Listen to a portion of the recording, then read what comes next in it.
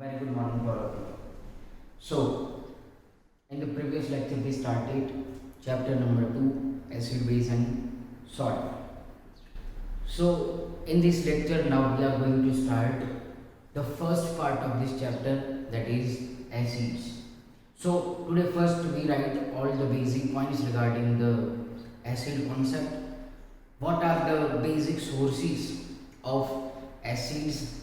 Because we discussed about that all the kind of sources from where we get acids. Okay, from in the daily life we are using, we are applying most of the acids in our routine life through vegetables and fruits, most of the things. So first of all इसको हम mention करेंगे. Then the next plan of today's lecture is the type of acids. Some topics are not given in the textbook, but it are the most important concepts. Then next plan is our preparation of acids. This is our today's plan. We complete this 2-3 topics today. Okay, so first of all, put a heading in your notebook: what are acids, or say introduction of acids.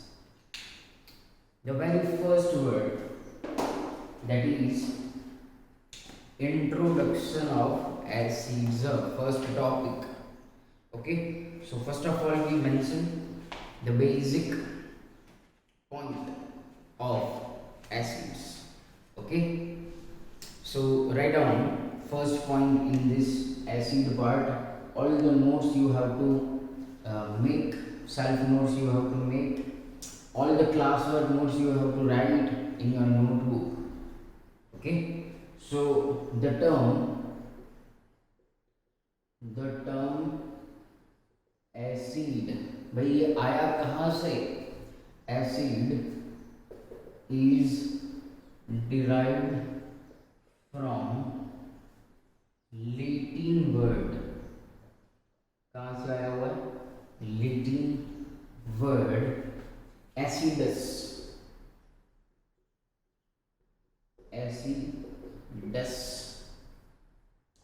Acidus, which means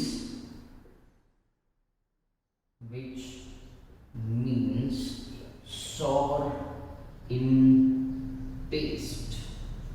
और यही definition आप लोगों को बचपन में सिखाया गया है कि एसिड्स टेस्ट में खट्टे होते हैं, वही आप लोगों को सिखाया गया है. ओके, तो ये एक्चुअली मीनिंग कहाँ से आया, सॉर टेस्ट कहाँ से पता चला? तो वो हमें पता चला एसिडस वर्ड के ऊपर से.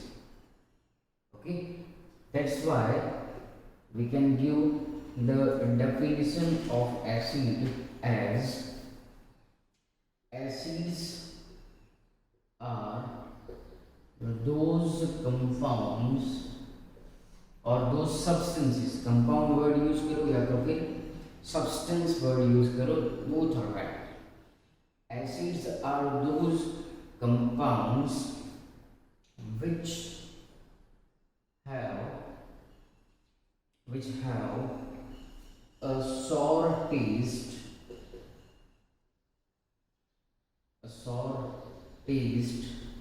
and change the color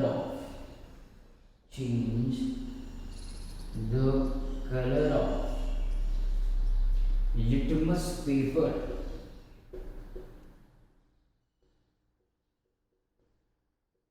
from blue to red. Sir what is the meaning of litmus paper?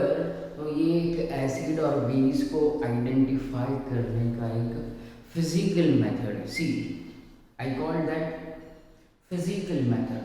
Physically उस पेपर को सॉल्यूशन के अंदर डीप करो, अगर वो ब्लू टू रेड हो जाए, ब्लू लिटमस पेपर रेड के अंदर कन्वर्ट हो जाए, तो इट मीन्स कि वो एसिडिक सब्सटेंस है।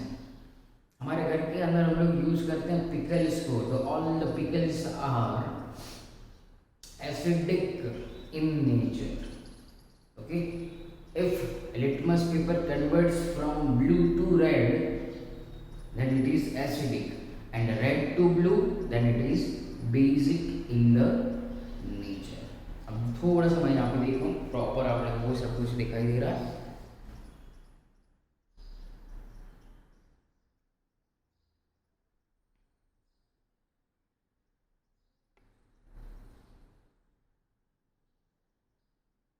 Yes, now it is proper। Okay, let's go further। Now next put a heading sources of acidity। हाँ, बिकॉज हमने कल ये पूरा पॉइंट जो था वो कवर कर लिया था, तो sources of acids, sources of acids. Okay, तो नंबर 1 विनेगर। हाँ, कहाँ पे यूज करते हैं हम? चाइनीज आइटम्स में।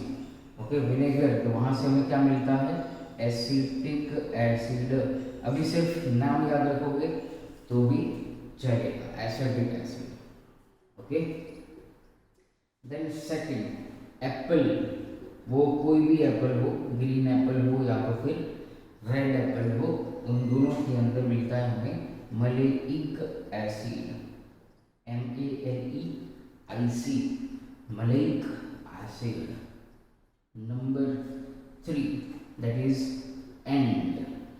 Okay, yesterday we also understood the concept how end inject an acid in our body, तो उसके अंदर होता है फॉर्मिक एसिड। हाँ, ये दोनों छोटे बड़े भाई हैं। Acetic acid is Elder brother of formic acid। Formic is a first member of acid family। Okay, that we will also learn in the chapter number 4। Number 4, lemon। Lemon, it's a citric acid। Citric acid you can pronounce, or citric acid also, lemon के अंदर। Then number 5, tomato. Tomato के अंदर होता है oxalic acid. हाँ, tomato भी हमें, tomato sauce खट्टा होता है, तो उसके अंदर भी क्या प्रेजेंट होता है? हाँ, oxalic acid. Okay, so this are the 5 basic examples. Okay, हाँ, एक और एग्जाम्पल यहाँ पर मेंशन कर सकते हैं मिल्क के ऊपर। मिल्क के अंदर प्रेजेंट होता है लैक्टिक एसिड। एक्चुअली बायोलॉजिकली जो मिल्क है उसको बोला जाता है लैक्टोज, और लैक्टोज क्यों नाम दिया गया? Because lactic acid is present in the milk. Okay, so these are the basic points we wrote। Now move on to next concept, that is our first concept of today's lecture।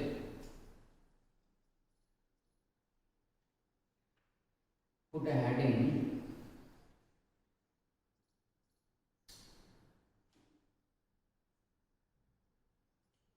definition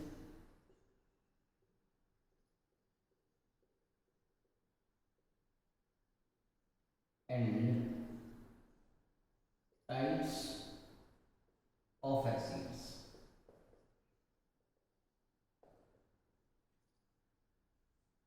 तो first जो definition दी sir वो क्या थी? That is general definition, and on the basis of physical phenomena we wrote the definition। but what is the chemical definition? This is chemical definition। how to identify acid chemically, okay, वो हमें कैसे पता चलेगा कि अब ये acid है। Okay, तो यहाँ पे सबसे पहला हम डेफिनेशन मेंशन करेंगे फॉर द एसिड। बहुत ही इंटरेस्टिंग चैप्टर है, ध्यान से समझना है और कॉन्सेप्ट को पकड़ना है। ओके, acids are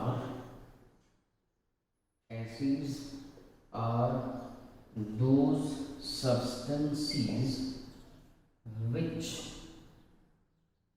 donates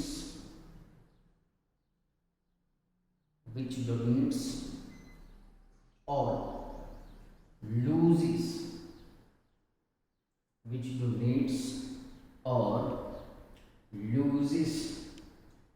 H plus ions or positive charge only. H plus ions into bracket positive charge only, positively charged hydrogen atom only in their aqueous solution is known as acids। मतलब कोई भी एक ऐसा substance जो उसको aqueous medium का मतलब यहाँ पे क्या होगा, अगर उसके पानी के अंदर ऐड करते हो तो उस वाटर के अंदर H प्लस प्रोड्यूस करे, अपने आप में से H प्लस लूज करे, अपने आप में से H प्लस किसी को डोनेट करे। ऐसे सभी सब्सटेंसेस का नेचर कैसा होगा, एसिड। कैसा बिहेवियर होगा, एसिडिक। H प्लस रिमूव करना है। तो अगर एक और सिंपल लैंग्वेज के अंदर उसको मेंशन करें तो एसिड्स सिंबॉलिकली हम लोग मेंशन करते हैं, acids on dissolving in water. Aqueous का मतलब क्या होगा, वाटर इज प्रेजेंट देयर। तो वाटर के अंदर यहाँ पे कोई भी कंपाउंड होगा, एसिड होगा, उसको अगर H2O के अंदर ऐड करेंगे तो क्या होगा, it loses H plus,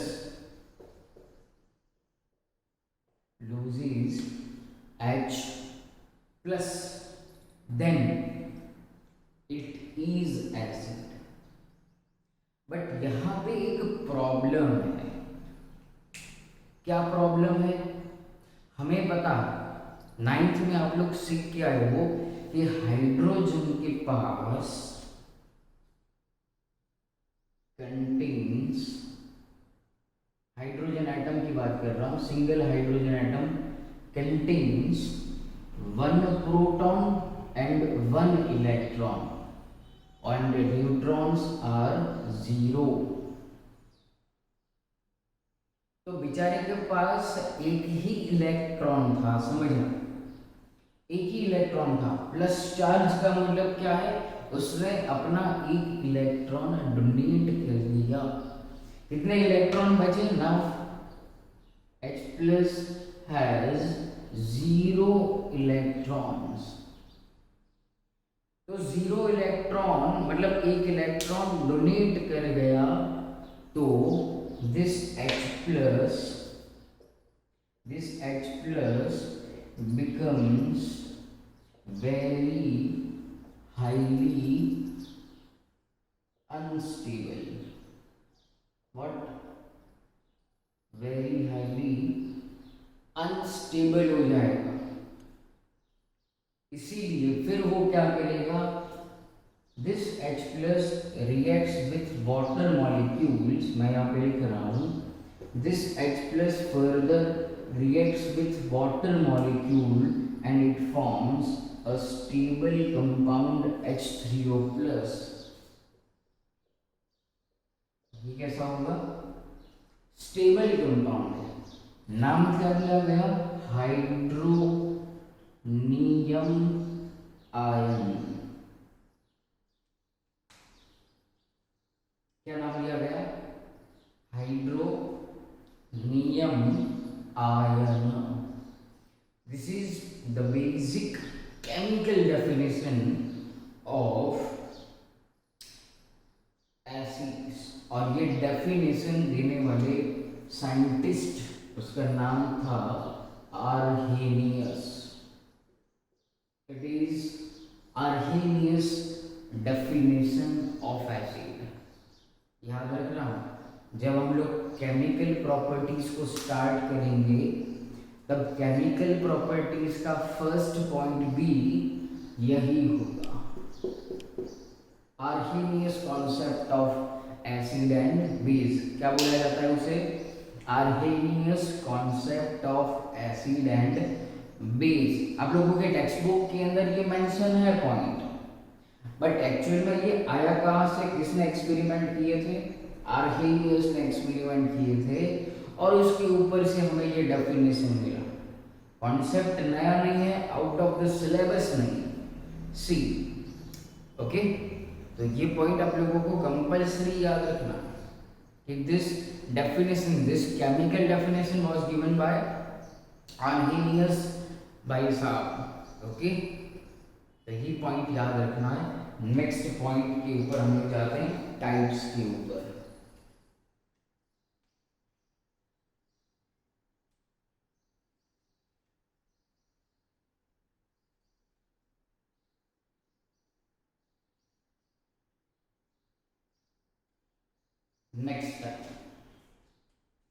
next point भी मेंशन कर सकते हो. Basically acids are classified into two types. Okay, mainly two types are there. Number one is organic acids and number two mineral acids. Number two, mineral acids. Sir, what is the meaning of organic acid? तो organic का मतलब simple एक अभी के लिए समझ लो कि they are occurring और produced by nature. Naturally available हो उन सभी टाइप के कंपाउंड्स को हम लोग नाम देते हैं organic acids.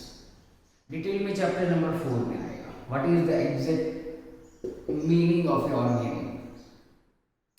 Okay, so this acids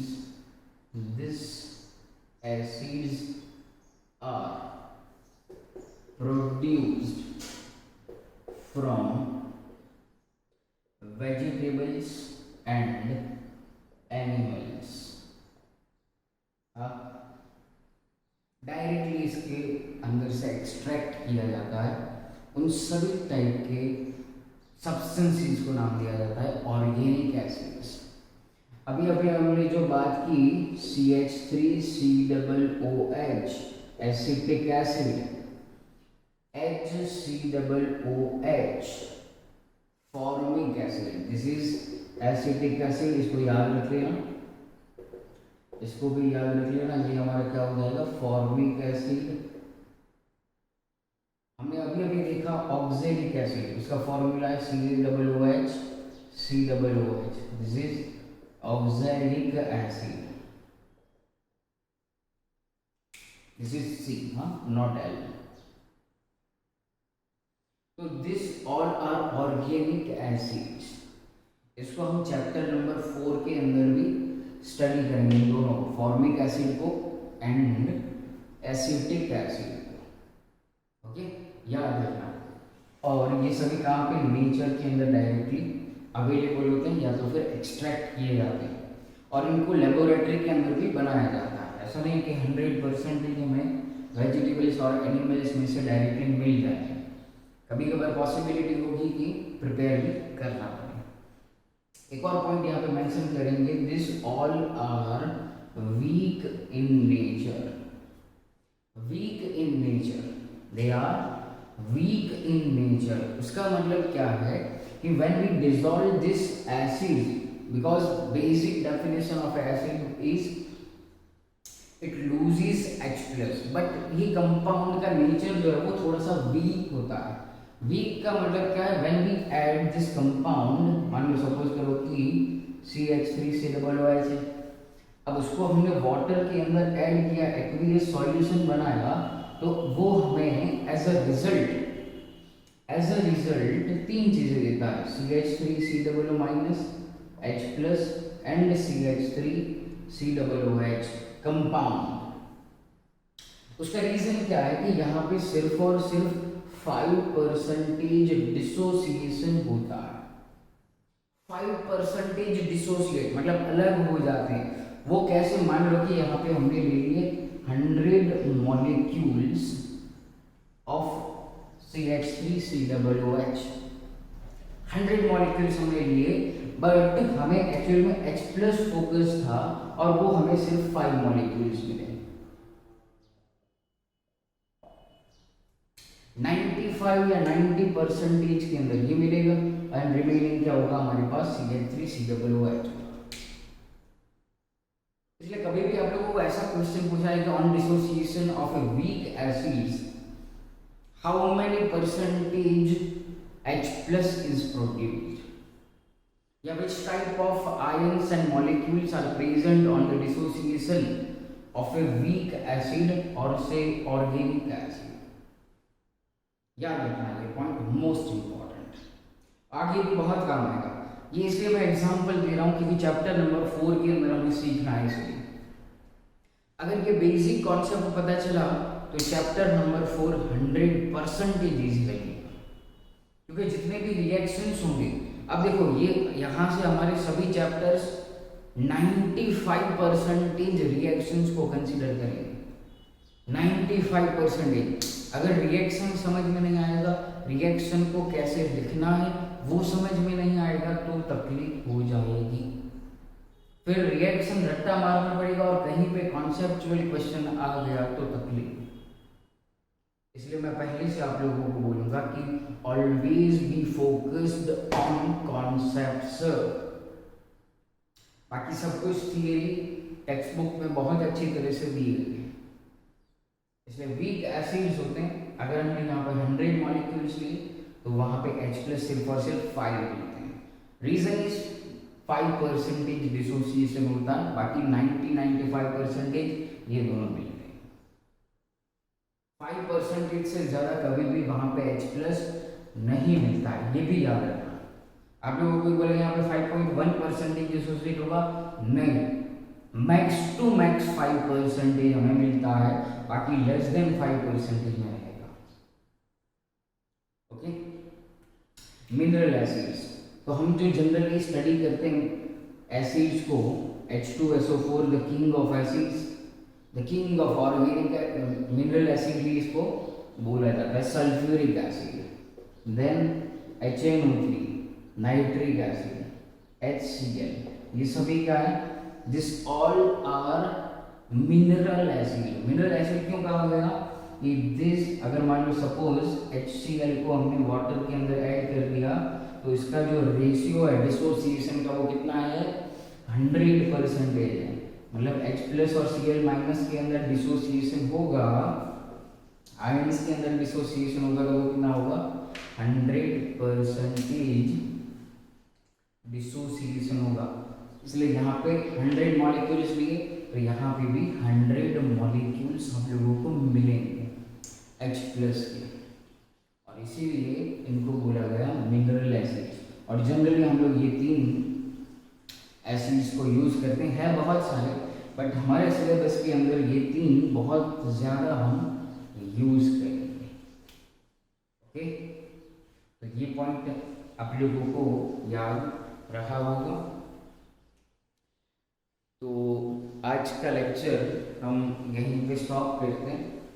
next आप लोगों को मिल जाएगा video preparation of the acid के ऊपर। Okay, so good by two all.